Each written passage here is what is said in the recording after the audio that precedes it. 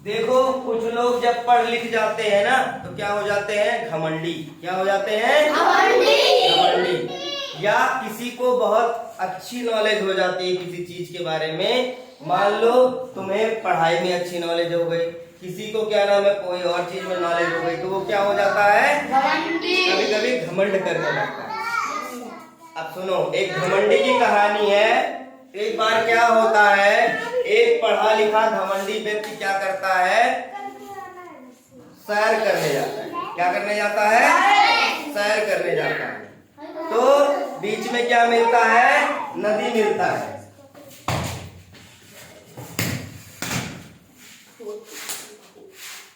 बीच में क्या मिलता है, नदी मिलता है।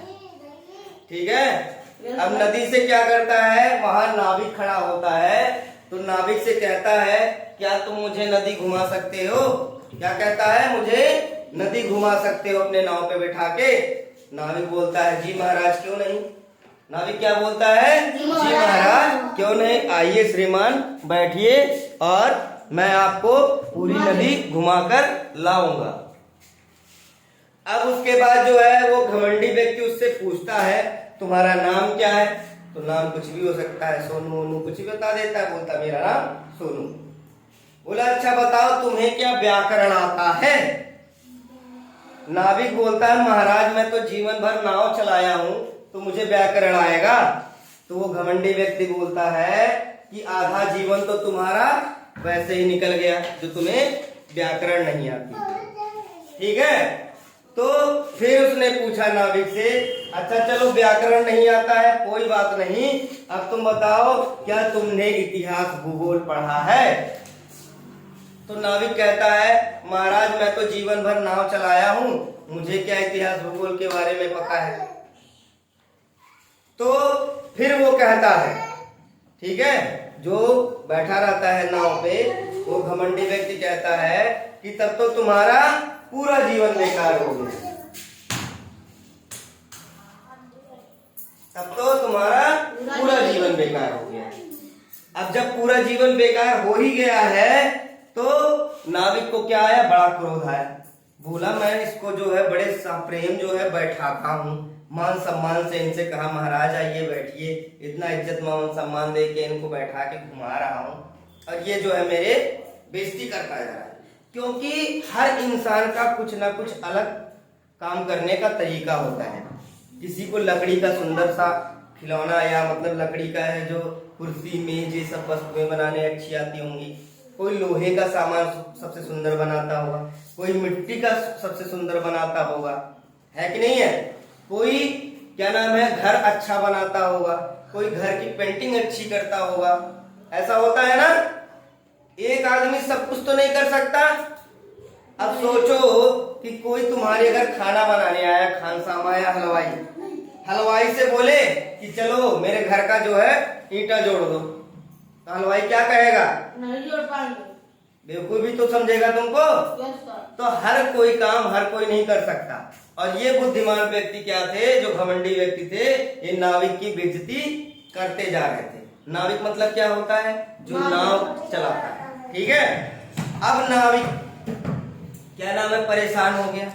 नाविक सोच ही रहा था, तब तक क्या हुआ, तेज हवा चलने लगी।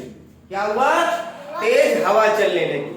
अब तेज हवा के झोंके से क्या हुआ, नाव भंवर में चला गया। कहा, भंवर होता है जब दो नदियां आपस में या दो पानी आपस में आके मिलती हैं, तो वहां पे ऐसे गोल गोल राउंड होके नाचता है। ठीक है। और भंवर में कोई चीज फंस जाती है तो चाहे जितनी ताकत लगा लो वहीं घूमता रहता है या डूब जाता है।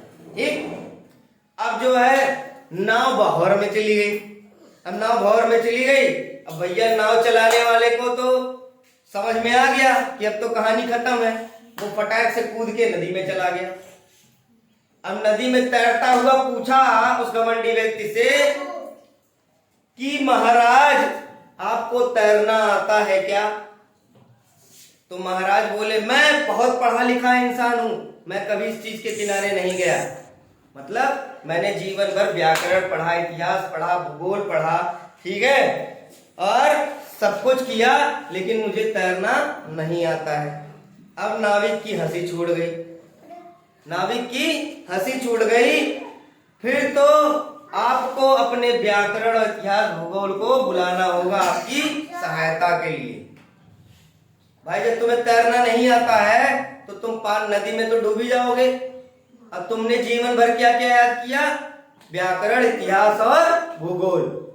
तो भैया सहायता के लिए उसी को तो बुलाओगे। तो ना उसके सहायता में व्याकरण काम आया, ना इतिहास काम आया, ना भूगोल काम आया, और वो नाव डूब गया। ठीक है, नाव डूब गई, उसके साथ घमंडी व्यक्ति भी डूबने लगा। तब जो है नाविक जाके उसको पकड़ के बाहर निकाला। तब उससे बोला कि महाराज, ठीक है, हर क्षेत्र की अपनी एक अलग गरिमा होती है, हर कार्य की अपनी एक अलग गरिमा होती है, इसीलिए हर कार्य वाले को सम्मान देना चाहिए। क्लियर है सबको? इसका मीनिंग क्या निकलता है कि कोई भी इंसान हो, चाहे वो छोटा काम कर रहा हो, चाहे बड़ा काम कर रहा हो, सबका सम्मान करना चाहिए।